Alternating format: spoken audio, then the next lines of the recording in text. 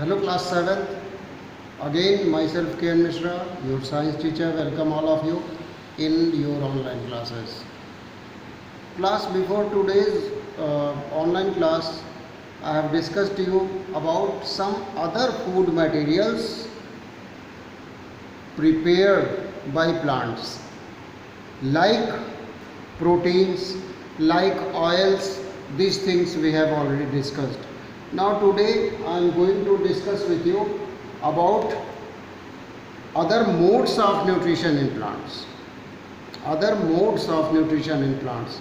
For example, some plants present in your surrounding who can't do photosynthesis because they don't have chlorophyll inside them. For example, a plant known as amarbel or cuscuta. It is also known as parasitic plant because it can't able to prepare its own food by itself. It is parasitic plant. As written in our book, there are some plants which do not have chlorophyll. They cannot synthesize their food. Now the question arises, how do they survive and from where do they derive nutrition? Just like human and animals, such plants depend on the food produced by other plants. They use the heterotrophic mode of nutrition. Clear? First of all, I want to tell you your homework. Draw neat and clean diagram of this parasitic plant, Nepenthes. This is also known as pitcher plant. आपका diagram बहुत बढ़िया होना चाहिए, well labelled होना चाहिए, जैसे इसमें well labelled diagram है. This is diagram of Nepenthes plant. ठीक है. और दूसरा डायग्राम आपको ये बनाना है, figure 1.5. It is also example of parasitic plant Cuscuta which is known as amarbel. Figure 1.8. draw these two diagrams in your fair copy. This is your homework for today. Now come to parasitic plant. Some plants are parasitic in nature and some plants are parasitic, partial parasitic in nature. What do you mean by parasitic and what do you mean by partial parasitic? Parasitic plants are those plants which used to take nutrition from other green plants. For example, cuscuta और amarbel. ठीक है. For example Nepenthes और pitcher plant. इसको pitcher plant क्यों कहते हैं? क्योंकि इस प्लांट की जो लीव्स होती हैं वो कर्व हो जाती हैं पिचर की तरह. ठीक है, इसलिए इसको हम कहते हैं pitcher plant. If you closely observe Cuscuta plant commonly known as amarbel, you will find that the fine tubular structure of this plant twining around the stem and branches of a tree it does so as it does not have chlorophyll and thus cannot synthesize its own food by itself. It taken ready-made food from the plant on which it is climbing. The plant on which it climb is called host plant. यहाँ host और parasite का meaning हम clear करना चाहते हैं आपको. Host और दूसरा वर्ड है पैरासाइट. ये दोनों वर्ड आपको कई जगह मिलेगा अपनी बुक में. तो एग्जाम्पल लेते हैं कस्कुटा का, amarbel का. यहाँ पे डायग्राम भी हम दिखा दे रहे हैं आपको. ये जो डायग्राम है ये कस्कुटा amarbel प्लांट का है. ये एक ट्री पे क्लिंग किया हुआ है, लिपटा हुआ है. तो इस ट्री से ये कस्कुटा प्लांट न्यूट्रिशन लेता है. क्योंकि कस्कुटा के पास लीव्स तो दिखाई नहीं दे रहे हैं, तो Cuscuta is not able to prepare its own food by the process of photosynthesis, so it take nutrition from this tree. अब इस केस में इस ट्री को, जिससे ये न्यूट्रिशन ले रहा है, उस ट्री को हम कहेंगे होस्ट. और जो न्यूट्रिशन ले रहा है यानी कि amarbel, उसको कहेंगे पैरासाइट. क्लियर हुआ? जिससे न्यूट्रिशन ले रहा है ट्री, उस ट्री को हम कहेंगे होस्ट, और जो न्यूट्रिशन ले रहा है यानी कि ये अमर बेल जो न्यूट्रिशन ऑब्टेन कर रहा है उसको हम कहेंगे पैरासाइट। तो I think meaning of host and parasite is very clear in your mind. Now come to second type of parasitic plant which is partial parasitic plant. Partial parasitic plant, एक example आपकी book में लिखा हुआ है मिसिलटो। मिसिलटो is a parasitic plant which take water and mineral from its host and prepare its food material by the process of photosynthesis.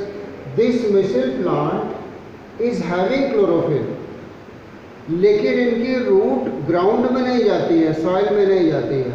इनकी root रहती है mango tree पे या महुआ ट्री पे या जामुन ट्री पे, इनका रूट रहता है मिसिलटो का।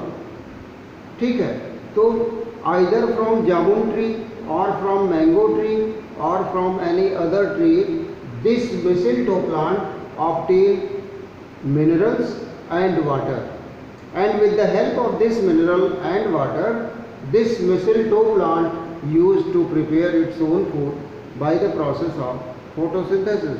अब ये कम डिपेंड है अपने होस्ट पे, अपने होस्ट पे ये सिर्फ मिनरल और वाटर के लिए डिपेंड है, फूड के लिए नहीं डिपेंड है, इसलिए मिसिलटो को हम कहते हैं पार्शियल पैरासिटिक प्लांट। ठीक है, यहाँ पे इस बॉक्स में ये चीज़ आपको लिखी मिलेगी, ये जो पिंक बॉक्स बना हुआ है, इस पिंक बॉक्स में जो नो द फैक्ट वाला जो बॉक्स है, इस नो द फैक्ट वाले बॉक्स में आपको मिसिलटो प्लांट के बारे में डिटेल मिलेगा। यहाँ सबसे नीचे देखिए लिखा हुआ है partial parasite. So this is known as partial parasite और पार्शियली पैरासिटिक प्लांट। क्लियर, आगे बढ़ते हैं। लिखा हुआ है have you been or heard of plant that can eat animal. ऐसे किसी प्लांट का नाम आप जानते हैं जो एनिमल्स को खाता हो? ऐसे प्लांट का नाम है निपेंथिस, जिसका डायग्राम हमने आपको दिया है ड्रॉ करने के लिए, निपेंथिस। ठीक है, और लिखा हुआ है if you see the plant of nepenthes you will find that there is pitcher like structure is present which is actually the modified part of their leaves. Leaves का modified part है ये। This pitcher plant is also known as Nepenthes. In this plant the apex of the leaf form a lid which can open and close the mouth of the pitcher. ये यहाँ पे lid बना हुआ है, देखें यहाँ पे lid बना हुआ है और ये इस pitcher का माउथ है। पिचर के माउथ को ये लिड ओपन और क्लोज करने का काम करता है। जब कोई इंसेक्ट इस पिचर लाइक स्ट्रक्चर में चला जाता है तो ये लिड बंद हो जाता है, क्लोज हो जाता है। ठीक है, और जब ये लिड क्लोज हो जाता है तो इस लीफ लाइक स्ट्रक्चर में, इस पिचर लाइक स्ट्रक्चर के भीतर डाइजेस्टिव जूसेस का सिक्रीशन होता है। उस डाइजेस्टिव जूस से जो इंसेक्ट भीतर गया हुआ है वो डाइजेस्ट हो जाता है और प्लांट को अपना न्यूट्रिशन मिल जाता है। तो ये एग्जाम्पल है ऐसे प्लांट का जो इंसेक्ट्स को ईट करते हैं, इंसेक्ट्स को खाते हैं। ठीक है, these plants are also known as insectivorous plant because they use to eat insect.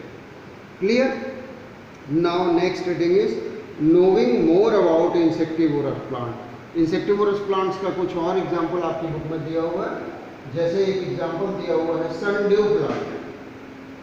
Sundew plant, sundew, ये आपकी बुक में फर्स्ट हेडिंग है इसमें सनड्यू प्लांट का। देखते हैं सनड्यू प्लांट के बारे में क्या लिखा हुआ है आपकी बुक में। The plant employs a sticky mucus to trap the prey. इनके पास तो प्रे, PREY, प्रे का मतलब होता है शिकार। तो अपने प्रे को कैच करने के लिए इनके पास तो स्पेशल स्टिकी म्यूकस होता है। म्यूकस का मतलब एक खास तरह का सिक्रीशन निकलता है इस प्लांट से जो प्रे को कैच करता है। The leaves of this plant contain dense covering of gland hairs which gland hairs which secretes the sticky mucus. The mucus contains the juices that digest the trap insect. लिखा हुआ है इस figure के बारे में, सी figure 1.9। ये sundew plant है, sundew plant है ये, ठीक है। इस प्लांट से म्यूकस का सिक्रीशन होता है और म्यूकस की वजह से वो इंसेक्ट फिसल के चला जाता है नीचे, फिसल के पहुंच जाता है नीचे और उसके बाद डाइजेस्टिव जूसेस का सिक्रीशन करके ये उस इंसेक्ट को डाइजेस्ट कर देते हैं। नेक्स्ट लिखा हुआ है ब्लैडरवर्ट प्लांट, नेक्स्ट हेडिंग है ब्लैडरवर्ट प्लांट, ठीक है। This plant is also called Utricularia. So your next example is Utricularia, Utricularia, bladderwort और Utricularia. About Utricularia, in your book it is written that this plant contains many insectivorous sacs. बहुत सारे insectivorous sacs होते हैं इनके भीतर, ठीक है। The entrance of such sac is controlled by valve which opens to take in water rich in protozoa, water flea and insect larvae. तो इनका फूड क्या है? इनका फूड है protozoan, water fleas and insect larvae.